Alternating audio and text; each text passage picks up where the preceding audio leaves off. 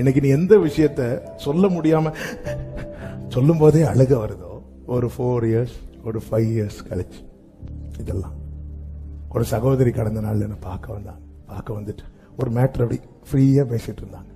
நான் இருக்கும்போது எங்க அப்பாவும் எங்க அம்மாவும் என்ன கொல்ல வந்தாங்க. நான் அப்படி பார்த்துட்டே இருக்கேன். அப்புறம் அடிச்சாங்க, கத்தி கிடைக்கல. எங்க அம்மா எங்க அப்பாட்ட சொன்னாங்க, போய் அண்ணா அதை எடுத்துட்டு வாங்க, நான் பிடிச்சுக்கிறேன். இது எவ்வளவு பெரிய மேட்ரு. ஆனா அவங்க இது நடந்து கொஞ்சம் வருஷங்கள், ஆனா இப்போ அதை சொல்றாங்க. நம்புறீங்களா? இன்னைக்கு நீங்க கடக்க முடியாத பல காரியங்களை நாளைக்கு சிம்பிளா சொல்ல போறீங்க. சொல்ல வைப்பாரா? தாங்கிடும் பலன் தருவா.